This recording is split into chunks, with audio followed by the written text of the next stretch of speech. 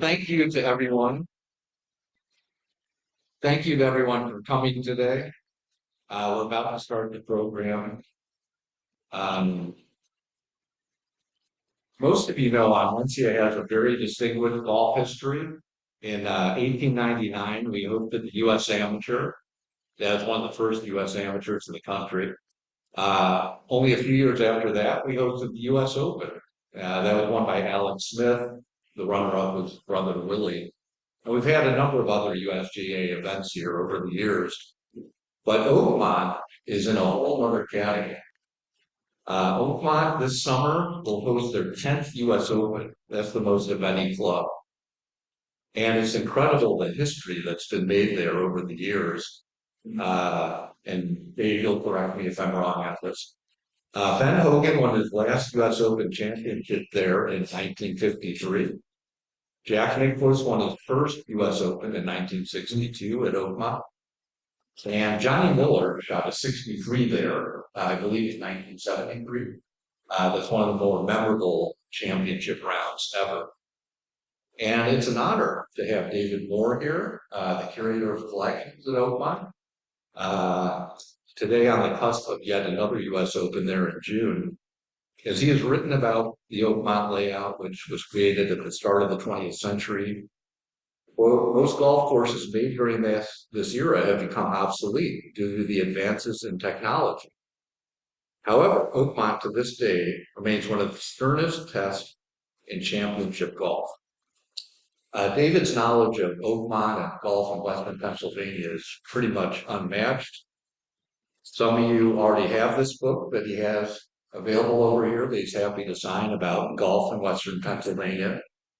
And before I turn the mic over to David, I'd like to thank Joe Biders, who helped get him out here, and to Craig Colliser, who's hosting him for hosting last night and tonight as well. Anyway, without further ado, David, the stage is yours. That's good. All right, can everybody hear me? Yeah. Can everybody hear me good? I've never been accused of being quiet. We're not going to start today. So thank you everybody for coming. Thank you for having me. It's an honor to be here at one of the most historic clubs in Chicago, and I'm so happy to be here to talk about my work and about golf history, and particularly golf history at Oakmont. So just to kind of talk a little bit about who I am a professional golf historian, author, and historical consultant for country clubs. I've been the curator at Oakmont now since 2016, so I just celebrated my 9th year at the club. In 2020, I was hired as a curator of history at Allegheny Country Club in Swickley, which is across town from Oakmont. And then since 2022, I've worked with that great list of clubs there on the bottom to help them preserve and present their history as well. So one of the things as we talk about stuff today, I kind of broke it down into 3 different topics. First of all, club historians, our work and why it matters. And then I want to do a very brief introduction to golf in Western Pennsylvania and its place in golf history. And then finally, we'll talk a little bit about the host of the upcoming 125th U.S. Open, Oakmont Country Club. So I want to start with golf historians and club historians and our work and why it matters. When I tell people I'm a professional golf historian, I always kind of get the little, what does that mean? And really what a club historian, what a golf historian is it's a person charged by a particular club to preserve and present the club's history. That individual could be a member, or it could be somebody like me who is a hired consultant or employee. And really what a club historian is it's somebody that wears many hats. We're docents. We do tours of the clubhouse and the golf course. We archive all the stuff in the club's possession, whether that's photos, tickets, scorecards, and everything in between. Or we act as interior designers at times when we create displays and display cases and lay out photos and create halls of history throughout the clubhouse. That way, you and your guests can enjoy your club's history And that honestly is my favorite part of my job. I love creating these displays. I love creating these hallways for you to walk your guests down and tell the story of your club and really be proud of the club you're at. As I when I talk to clients, uh, when I first come in, I always ask them one simple question: is do you want to be a member at a club that has a legacy that you have an emotional tie to? Or do you want to be a member at a club that you're essentially are paying for a very expensive Saturday afternoon tea time? And I almost never get, yeah, I want the expensive Saturday afternoon tea time. Almost everybody wants to be a member at a club with some sort of legacy, with some sort of history. And where we're sitting right now is no different. Um, so my job is to take 125 years of history and try to boil it down into something that's digestible for you and your guests to talk about for maybe as little as 10 or 15 minutes. Or, if they're walking by a hallway, maybe read a panel in 30 to 60 seconds, something like that. But my hope is, we create these stories because, really history is nothing but storytelling. And if you can tell a compelling story, you can make any bit of history interesting. Um, and that's what I like to focus on in my work. So my process, just I'll go through this real quick before we start talking about all the fun stuff. So uh, when I come to a club, when I get engaged with a club, these are the 4 steps we take. The very first thing is preservation. We want to focus on preserving what you already have, your stories, your physical memorabilia, your photographs, old newsletters, tickets, silver trophies. I mean, you name it. We want to inventory what you have, organize it in a way that it's preserved for future generations, and also make it that it's easily accessible. One of the big reasons I was hired at Oakmont in 2016 was the member that was the club's historian prior to the 2016 U.S. Open had some health issues and had to step away, and he never was really able to come back in that full capacity. And the issue that the club had that during the Open, Golf Channel, Fox, the newspapers, the magazines, they're all looking for these iconic photos of Hogan and Nicklaus and Palmer, and it was taking hours for them to find it. And they were, as they said to me, frankly, we were embarrassed by that. And that was why I was brought in to catalog that collection. That way, when a U.S. Open came, we could get a photo off the Golf Channel or a photo off to Fox or NBC or whoever that was in a matter of minutes as opposed to a matter of hours. So preservation is the key. And then from there, we go into research. We're trying to find and expand on these stories. We all have these club legends, at every club we're at. For example, at Oakmont during the 1953 U.S. Open, the night before the tournament started, Ben Hogan was holding court outside his locker with the media, and Herbert Warren Wynn, says to Ben, "Well, how do you plan on playing Oakmont with all these treacherous ditches of bunkers?" And Ben simply said, "Well, I don't plan on being in them." And Herbert Warren Wynn then asked him, "Well, what's your strategy to win the Open?" And Ben said, "To shoot the lowest score." And that's a story that we've been able to kind of substantiate over the years. That's a little bit more than a legend that we have believed it to be. And then on the opposite side of things, there was an incident in Oakmont, 1945, where there was an exhibition with Sam Snead, Byron Nelson, Jug McSpadden, and Gene Saracen. And on the 7th hole, Snead took this ridiculous route on number 7. And the superintendent and the golf professional saw him do it and knew that Mr. Phones would be furious if he would have been there to see this happen. And he called Mr. Phones on the phone and said, "Snead blew it over the corner on 7. What should I do?" And he goes, "Bunker by dawn." The next morning, they go to play again. Sam Snead takes the same line, found the bunker. And the golf pro was standing right next to it as he hit into it. And Snead looked at him and said, "This wasn't here yesterday." And he said, "Courtesy of Mr. Phones, Mr. Snead." And that was always a story that we had heard for years. But in reality, that bunker existed about a decade before Snead actually did it. So sometimes you don't let the truth get in the way of a good story like that, but it is one of those things that we're trying to tell the most complete story as possible, and we're trying to have the best story available for the members and their guests. After that, we focus on acquisition. What do we have, but what do we need? If we're creating a display case around, for example, with you guys, the 1905, yeah, 1905 or 1906, 1906 U.S. Open. I mean, you obviously already have the trophy, but it would be great to have a club from Alex Smith. It would be great to have potentially a ticket or a program. So, if you don't have those things, it's the process of going out and trying to find them, working with private collectors, working with auction houses to try to, as I say, bring these artifacts home. That history was made here. This is where this item belongs. It belongs in my opinion. So that's a big part of my job. I spend a lot of time trying to find these things and bring them back to a club, whether it's a silver trophy or a ticket or a club from the U.S. Open. No matter what it is, it's usually something very important to the club. For example, with your family, Mr. Byers, the gentleman I worked with has come across trophies that your is he your great uncle would have won. We found one in Monaco, and he found it in an auction. We found, one on eBay that was given to him for playing in some event, later in his life. And it's these kind of things that we try to bring back to a club and tell the story. And then finally, presentation. Presentation is everything.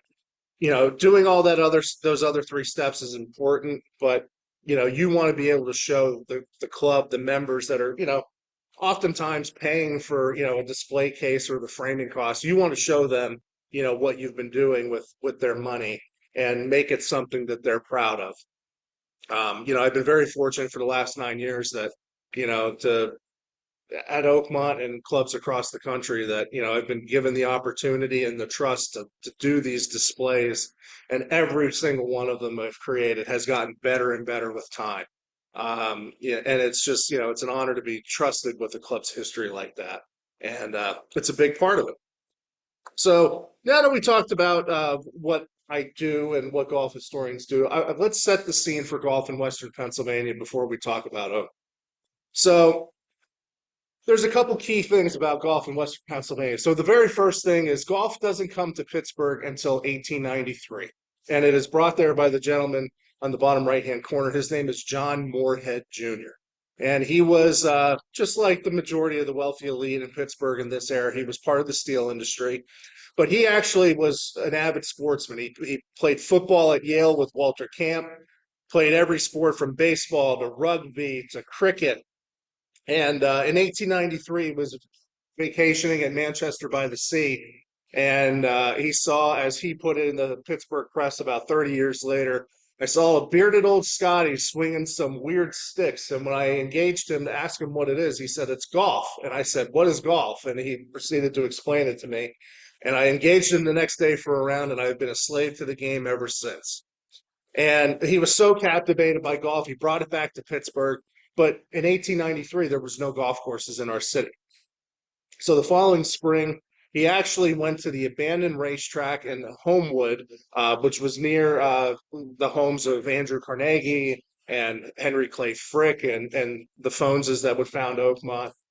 And in the abandoned infield of this old harness racing track, he planted six, as he put it, I planted six pecans that turned into a $30 million industry in 30 years.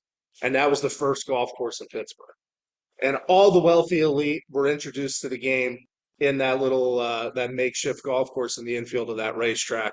And the following year, Mr. Moorhead founded the very first country club, I should say the very first golf country club in Pittsburgh.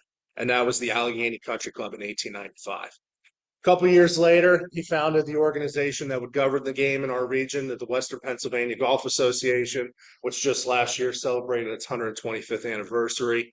In that very year, they started hosting championships, the Western Pennsylvania Amateur and the Western Pennsylvania Open, which countless greats of the game have won over the years, including your great uncle, the founder of Oakmont, W.C. Phones Jr., and the likes of Arnold Palmer. And for those of you that pay attention to golf, last year's low amateur at the Masters in the U.S. Open, Neil Shipley.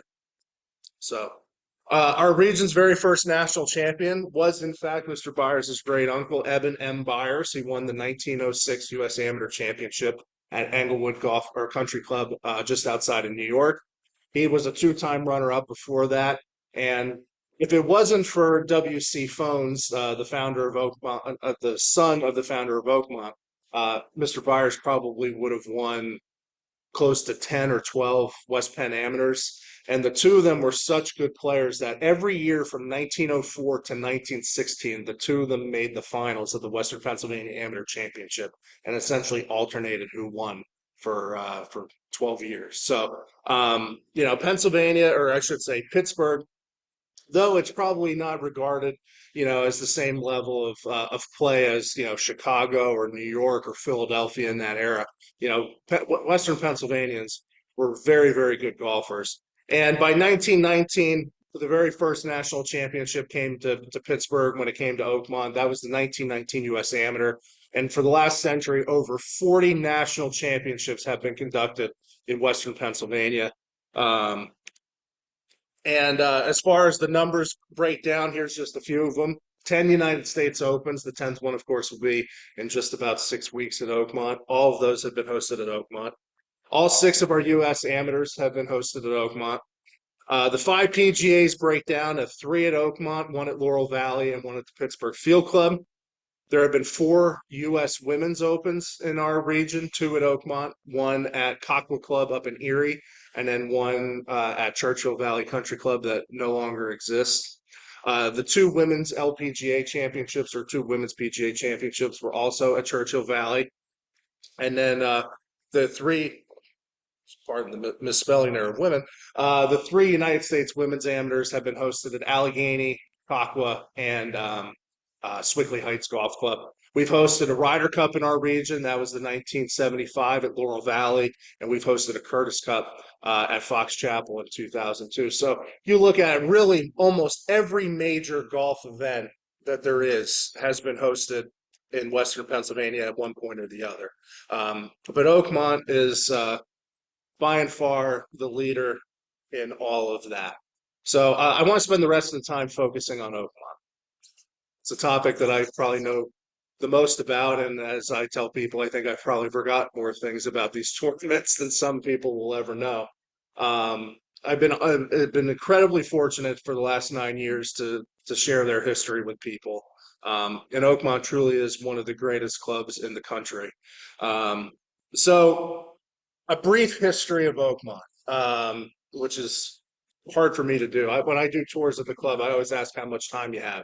And they go, well, how long can you do this? I said, I could do it anywhere from 15 minutes to 3 hours. How much time do you have?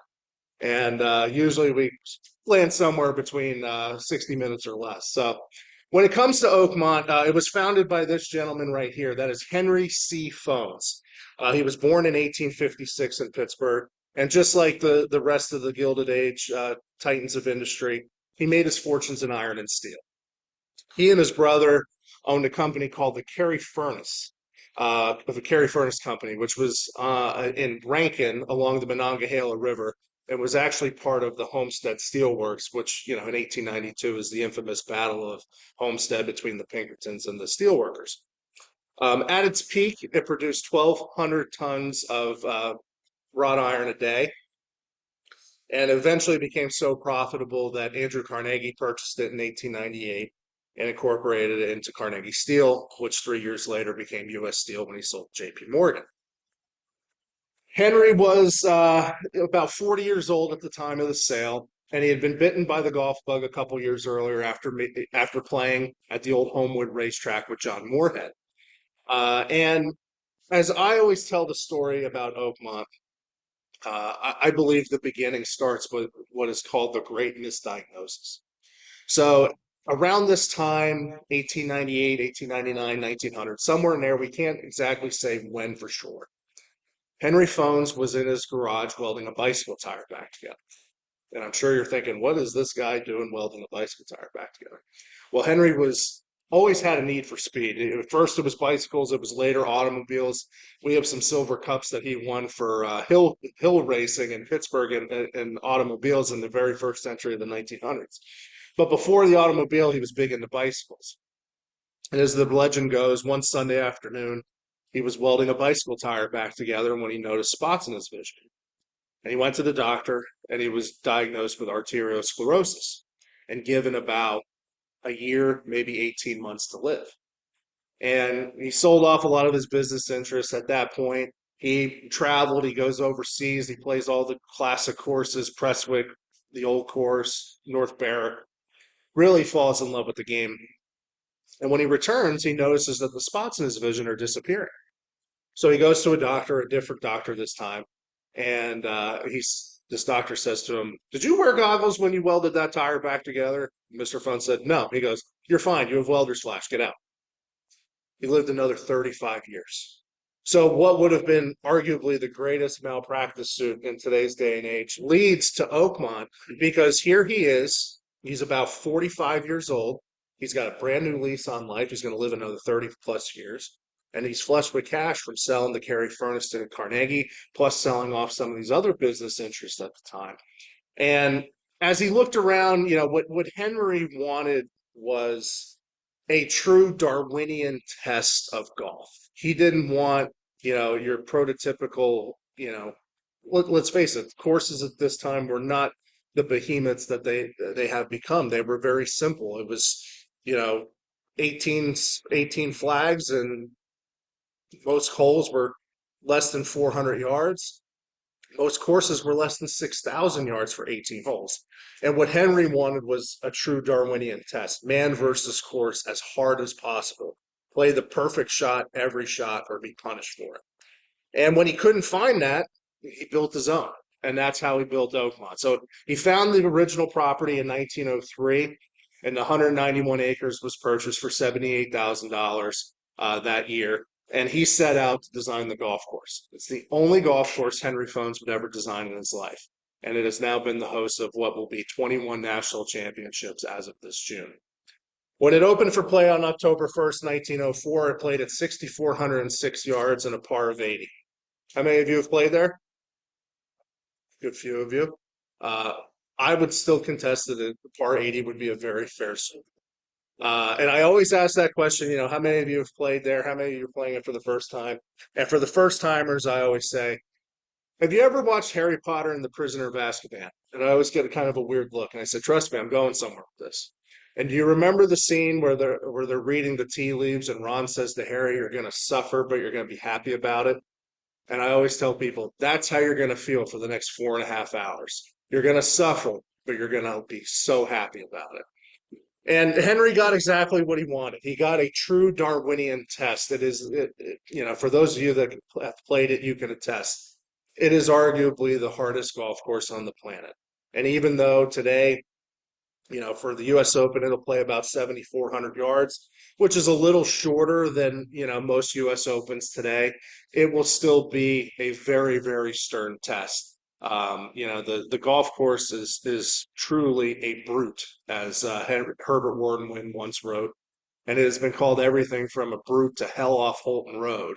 And most players, professional and amateur, would agree with that.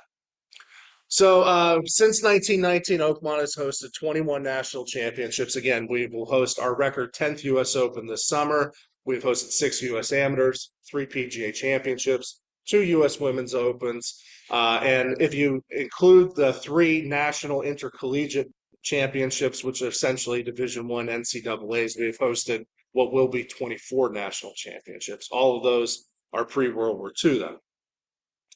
And, if Henry is the reason that Oakmont exists, it is his son that brings Oakmont to the national level, and that is William C. Phones Jr. And he was born in 1877 and actually in Chicago, but grew up in Pittsburgh. And like the rest of the family, he went into the steel business. But unlike his father, who was misdiagnosed with heart issues, W.C. suffered from heart issues in his entire life. And in his late 20s, suffered a heart attack and actually retired from the steel business to focus on golf for the remainder of his life.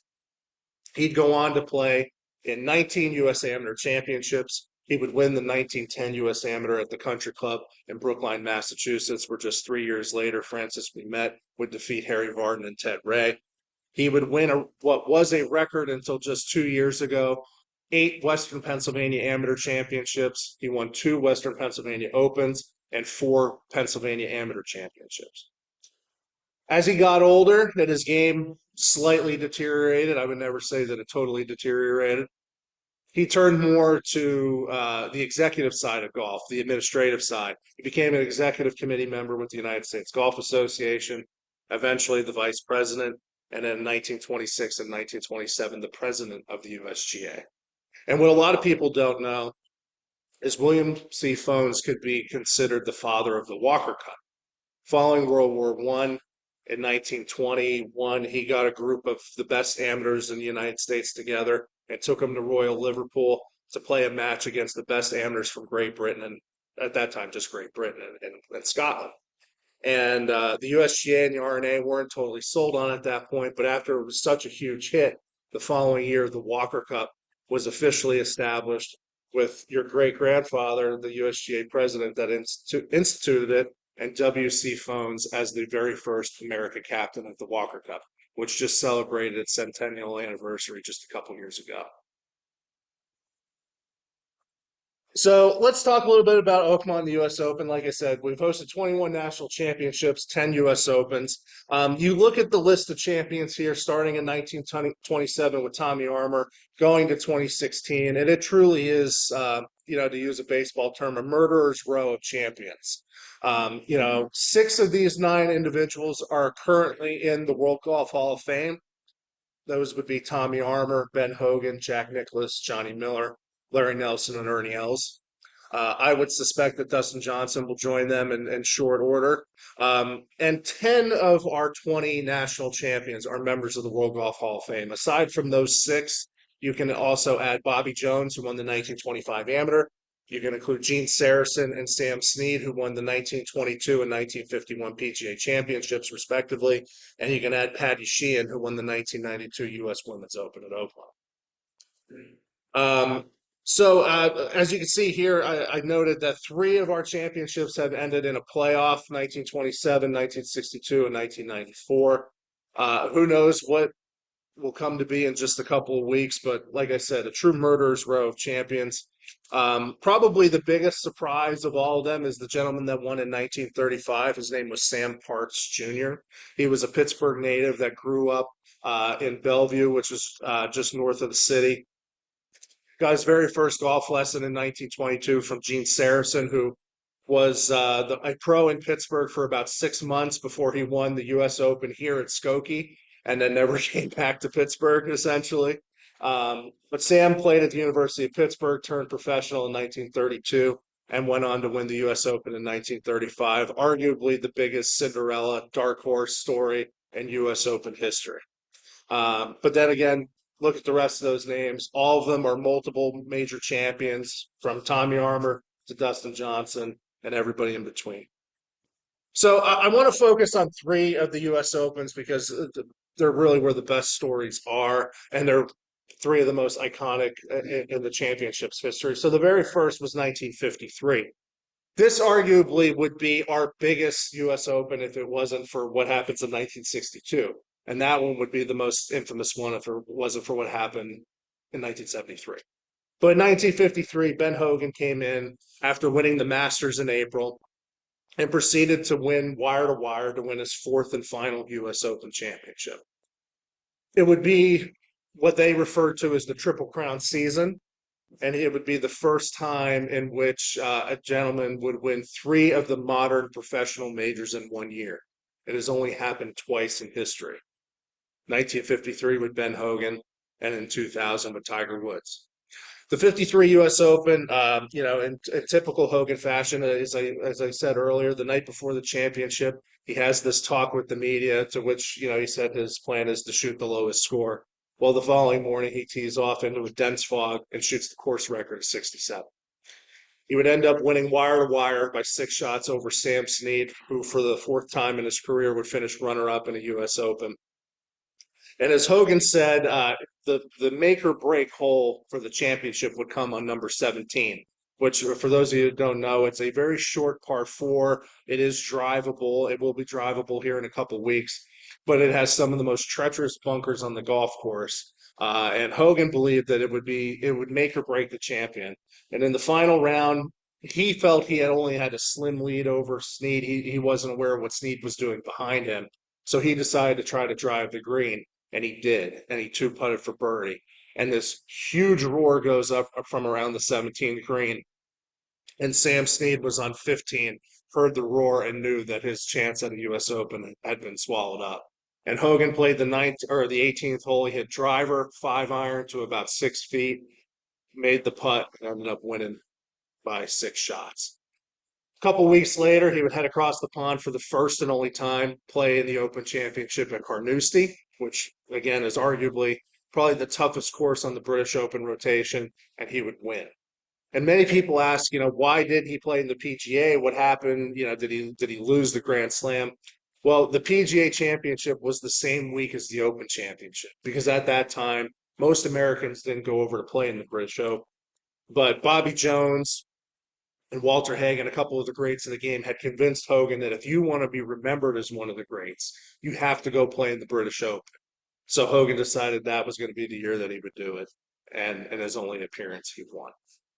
And again, 53 would be our most famous Open if it wasn't for what happened in 1962.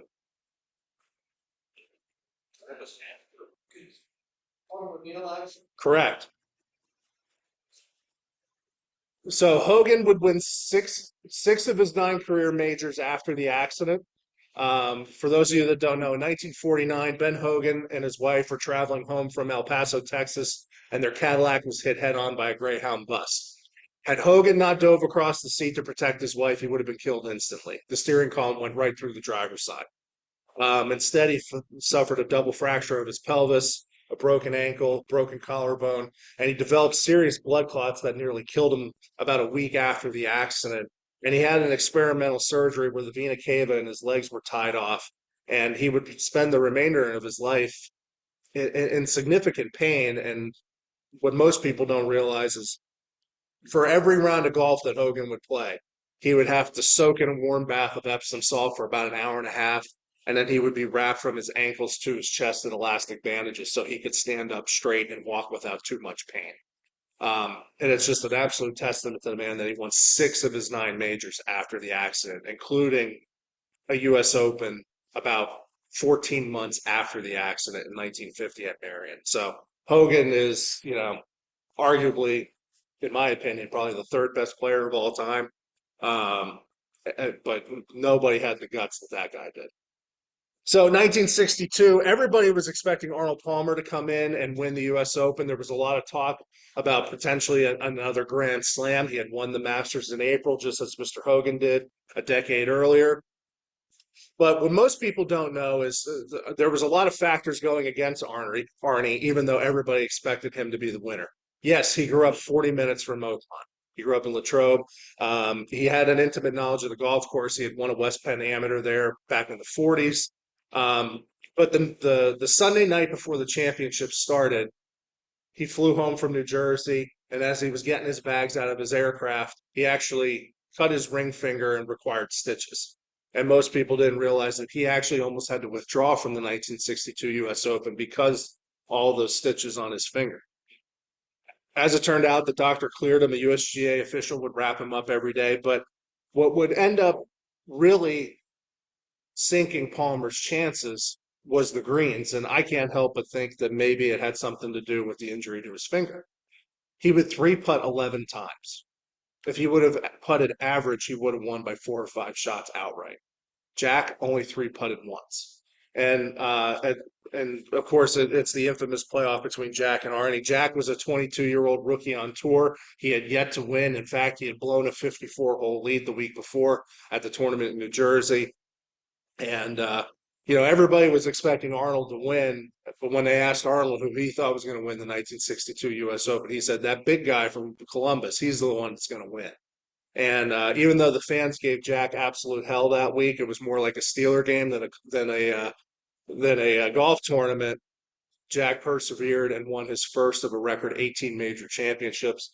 And it's it's been immortalized by this photo here, which is known as the changing of the guard, because I mean, Arnie was the king of golf to this point. I mean, he had won 5 of his 7 majors to this point. He was the most popular player in the world, and even though he would continue to be one of the most popular players in the world for the remainder of his life, Jack would become the star of the game. He would win 18 majors. He'd win 73 PGA Tour events.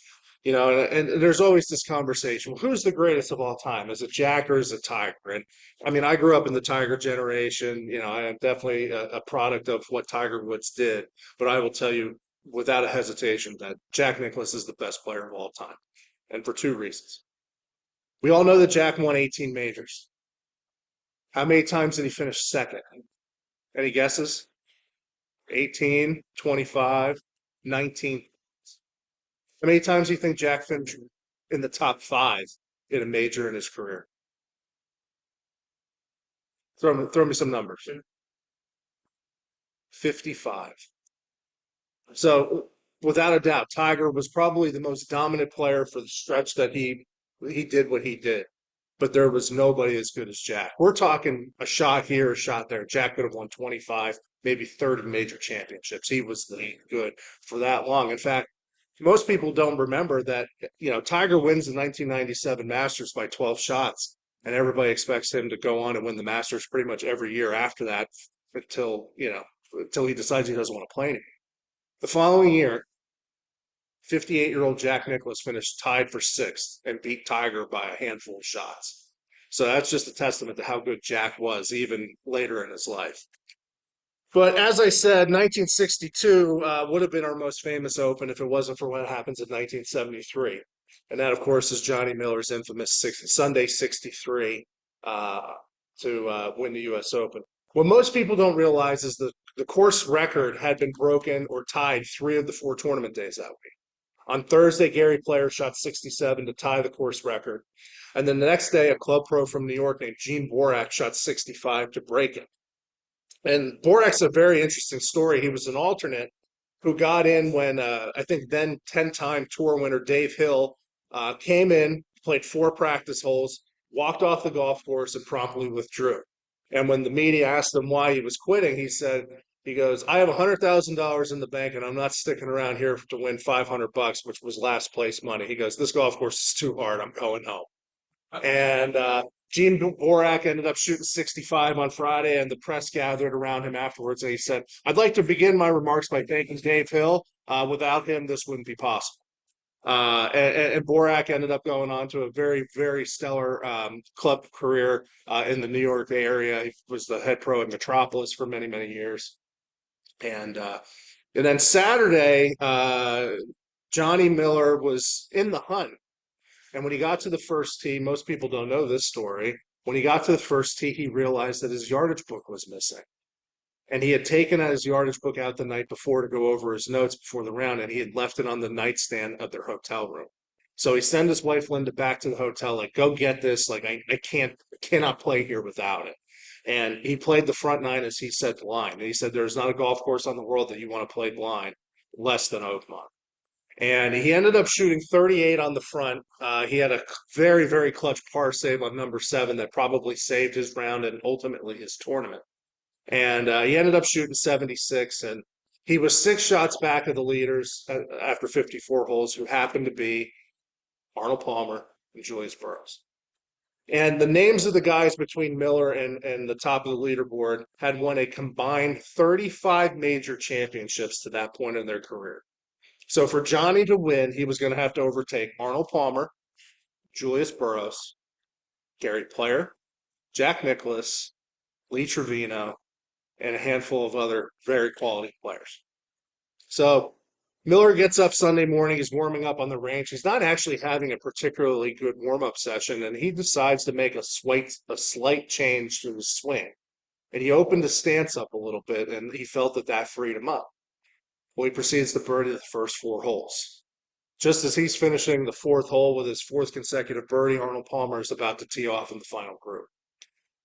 His lone hiccup, as you can see here, is number 8. He three putts from about 25 feet on the what was then the 244-yard par 3 eighth hole. It'll play at about 300 yards here in a couple weeks. Makes birdie on 9, and then proceeds to birdie 14 or 11, 12, 13, and 15. And 15 is arguably, in my opinion, the hardest the hardest hole in the golf course. In fact, Ben Hogan said that it was the most demanding golf hole he had ever played in his life. And Johnny finishes the 31 for 63. And as the story goes, he gave his wife Linda a hug behind the 18th green and said, "We're going to stay right here. No offense to Mr. Palmer, but this golf course is too hard. He can't hold this lead." And at that point, Arnold was teeing off number 12. And as group after group came in, Johnny Miller was right. And he ended up taking home the U.S. Open trophy. Now, if you look at the scorecard here, this hangs above the display case at the club. He hit all 18 greens in regulation. He birdied 9 of the 18 holes. When you go back and look, the average length of birdie putt that he faced that day was about 12 feet. It was an absolute clinic. And Wikipedia actually has a great table that lays out what he hit on every hole. And it wasn't driver wedge, driver 9-iron like you'll unfortunately see a little bit more of here in a couple weeks. He had driver 5-iron into the first hole. He had driver 8-iron into the second hole. Driver 5-iron into the third hole. I mean, he was hitting long irons, and like these guys today hit their wedges. It is without a doubt the best round in golf history. His record of 63 stood for 44 years before it was finally broken at a major championship. And to this date, there are only 2 individuals that have shot a 63 on a Sunday to win a major championship. The first was Johnny Miller. The most recent was Henrik Stenson in 2016 with that infamous duel at the Open Championship with Phil Mickelson. So after that, you have 1983 with Larry Nelson. Ernie Els wins in 1994, Cabrera in 2007, and of course Dustin in 2016, which brings us to this year. We're 6 weeks away, and I really appreciate you guys. I was supposed to originally speak Sunday night here and do this talk. Unbeknownst to me, when we made that original plan, U.S. Open Media Day is Monday and Tuesday. And I had so many requests that I had to be there for it. So I really appreciate you guys flip-flopping so I could do this today. The course underwent a major restoration just 2 years ago. Gil Hans came in. They redid a lot of the bunkers. And one of the great things about my job was, guys like Gil Hans and Andrew Green, they're very attuned to the history of the game. So Gil and his team spent a day with me in the archives going through every single photo of the golf course we had prior to World War II. And they would pull these photos based on the way the bunker looked on this green or the way the green, how far the green was cut and this, that, or the other thing.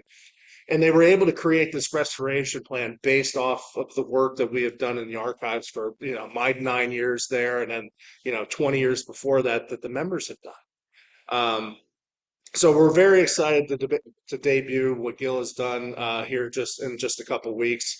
Everybody, I'm sure, is asking about the rough and the green speeds. The USGA would tell you no comment. I will tell you I don't know how long it's going to be. It's going to be very thick. I don't know how fast they're going to be. It's going to be very fast. The members will tell you that they play it harder than the pros will play it, that the USGA will slow the greens down and cut the rough.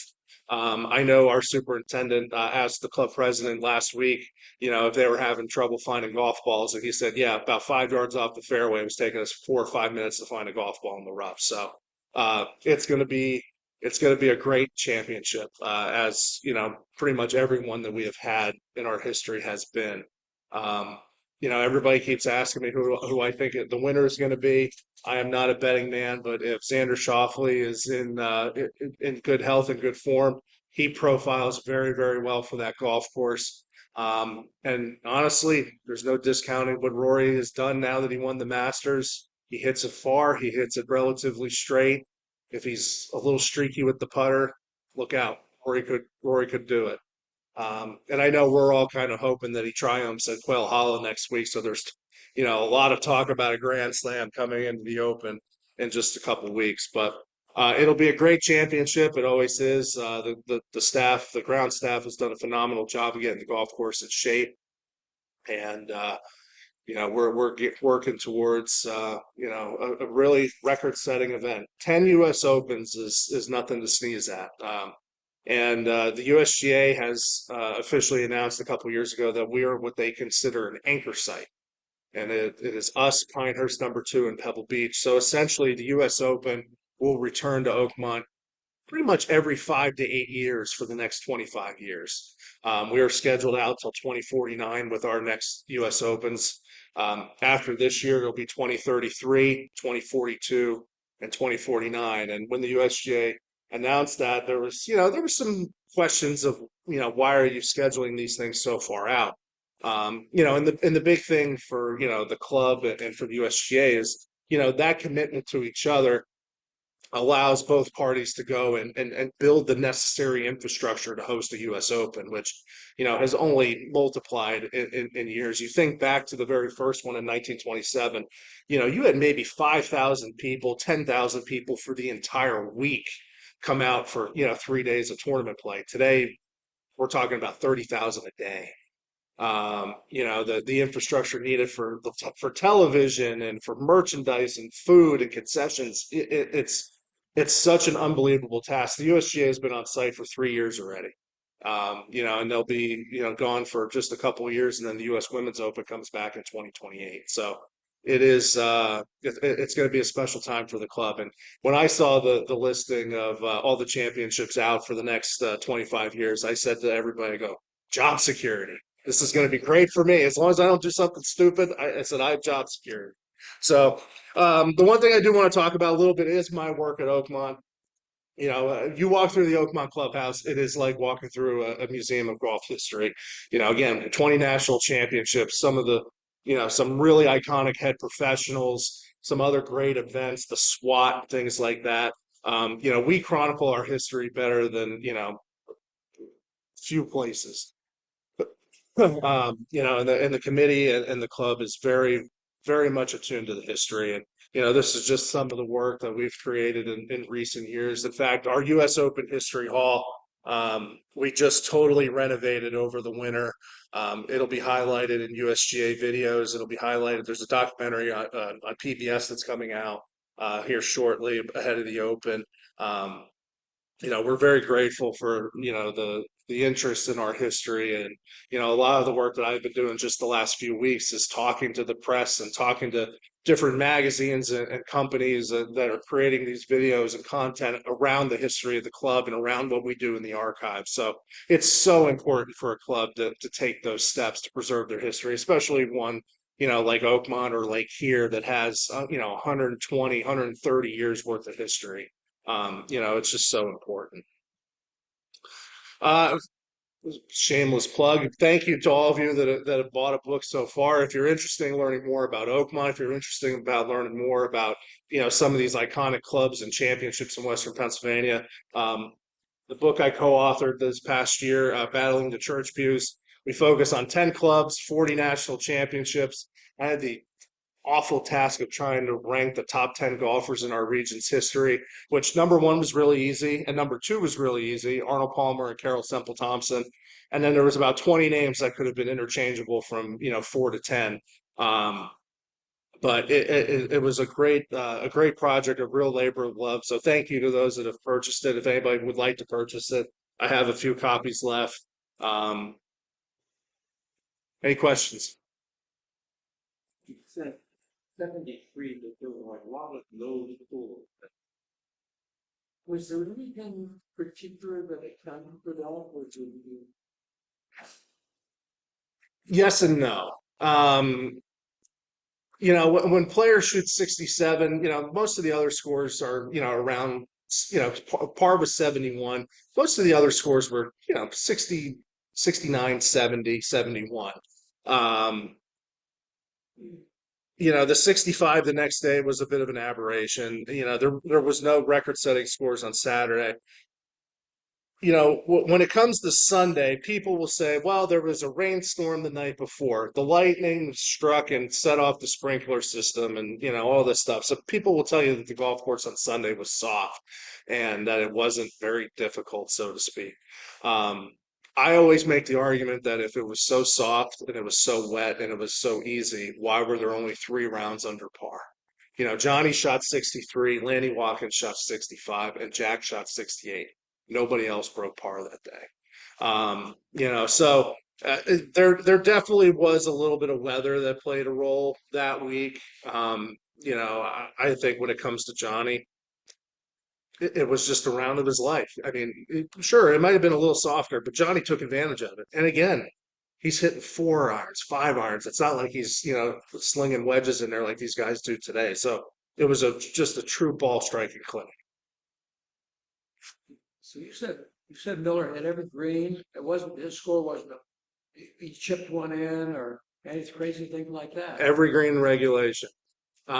His caddy, I know the collector that had it, and he ended up selling it many years ago, and he kicks himself.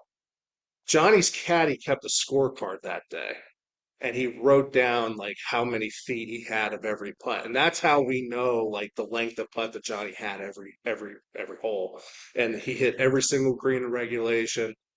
If you look at the statistics, like 66% of his putts were inside of 15 feet. 80% of his putts were inside 25 feet. You know, and Oakmont's greens are very, very large. So, I mean, to hit it that close, just a testament to his ball striking. I was at 2021 USM. Yep.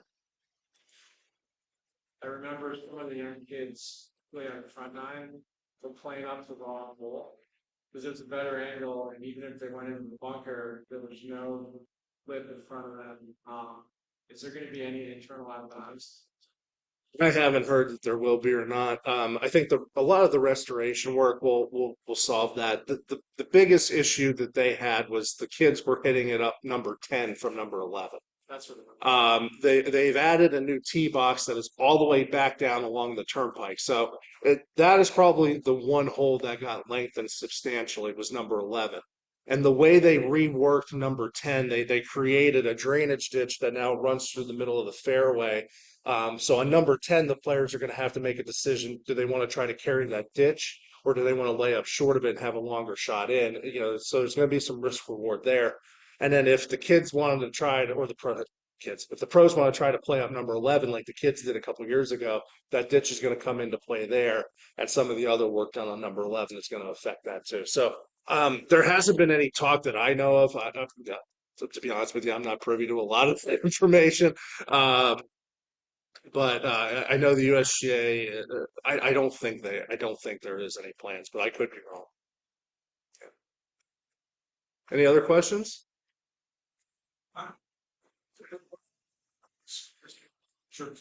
The church view, sure. So, you know, it is our 17th at Sawgrass. It is our Amen corner. The church views are probably the most iconic part of the golf course at Oakmont. It originally. Oakmont, or where did the idea come from? So we believe that the idea actually came from a club outside of Philadelphia called Springhaven. There is some historical data that says that they had a church pew-like bunker there dating back to the 20s. And we know that W.C. Phones would play in an event every year in Atlantic City, and on the way to and from, stop in Philadelphia to visit his sister who lived near the club. And there's some newspaper accounts of him visiting Springhaven and playing Springhaven at that time. So it is very possible that he got the idea for the church pews from this club outside of Philadelphia. Originally, the church pews were 7 individual bunkers in a row. And they decided ahead of the 1935 U.S. Open to make it one large bunker complex. And it was originally called the Snake Mounds because if you looked at it from above, each of the pews were not straight across. They looked more like a slithering snake. And it wasn't until later on that the pews would be kind of straightened out and they would get their iconic name ahead of the 1962 U.S. Open. I believe it's Bob Drum, the infamous golf writer for the Pittsburgh Press, that would say, if you end up in the church pew-like bunkers on the 3rd or 4th holes, only divine intervention can help you save par. And, you know, something along those lines. And, you know, it's just, it's stuck. And now it's, you know, the church pews, you know, this is one of my absolute favorite photos that we have of Mr. Palmer hitting out of them. One fun story. How are we doing on time? Are we, we're good. Okay. So one fun story. So in 2007, about this time, American Express held a corporate day on a Monday, and there was 40 guys, 40 American Express Platinum card holders that got invited for this experience at Oakmont. And little did they know what they were going to do is not only were they going to get to play the golf course, but they were actually going to get to watch Tiger Woods play a practice round ahead of the 2007 U.S. Open. And so they're sitting there having breakfast, and Tiger walks in, and everybody goes crazy, and then they go out on the golf course and follow Tiger. And they're playing the third hole, and Tiger hits a couple drives, and he's playing all of them from the fairway. And a bunch of the people said, "Hey, like, will you go and hit a couple balls out of the church pew? We want to get your picture." And Tiger's like, "No, no, I don't plan on being in them. I'm, whatever, blah blah blah blah blah." And he kind of like hemmed and hawed, and eventually he relented and went in and took like a fake swing, and people got their picture of him hitting it out of the church pews. Um, it would have been in his best interest had he done so, because he double bogeyed number 3 on the final day, and that ultimately cost him the U.S. Open. I believe he actually drove it into the pews, pitched out, hit it long of the green, and then made that double. So had he practiced that shot, he might have been our U.S. Open champ in 2007, not Angel Cabrera. So, but the church pews, it's just like I said, it's iconic to us. During the 21 amateur, the first couple days of the tournament, we were working with a photographer, and I basically said, stand here on the hill and just take whoever comes through, take their picture with those church pews in the background. Because if we can use, if we're going to use any pictures of the champion, we want to picture them with either in the pews or with the pews behind them. Just because they're just so iconic and so important to us. Any other questions? Well, thank you all very much. I appreciate it. Thank you all for coming, David. That was fantastic. It's great to know so much more about the true Darwinian test. And as he mentioned, he will be here for maybe 10 or 15 more minutes for those who haven't bought a book and want to have a book signed. So thank you very much, David. Thank you. Great Thank you, job. guys.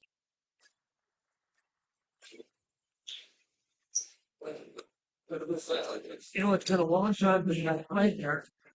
But church pews were on. Well, 3 and 4. Okay. Yeah, so you can play them from both sides. Yeah, Yeah. I only have to go on 4. So, thank you. Okay. Traveling. Yep. Yeah. All the way to golf. Okay.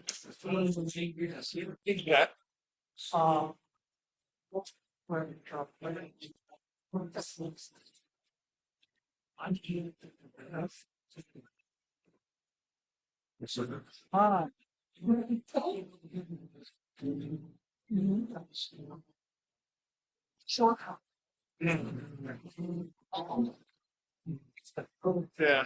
Yeah. It's so serious in the world. Yep. Like very deliberate. Okay, it's like it's just town congregation.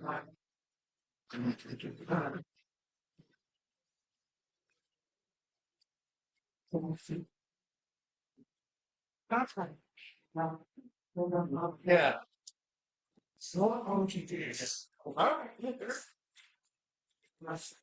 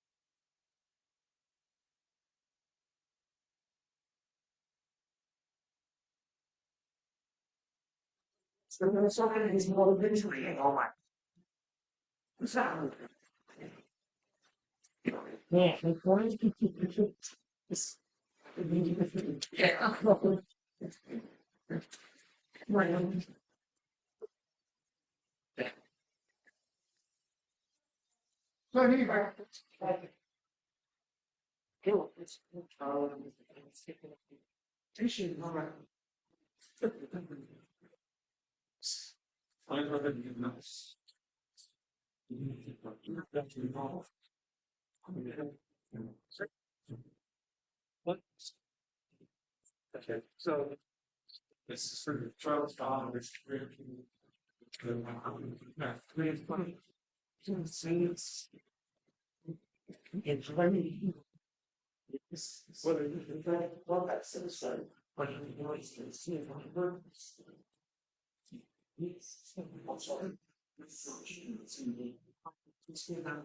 last year, Stevens, yeah, so it's I got it on projects that I was so you more.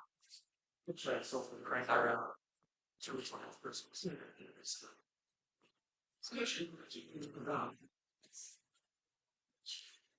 Charlie Brown, 2016, Steve Grimes, just yeah, oh, yeah.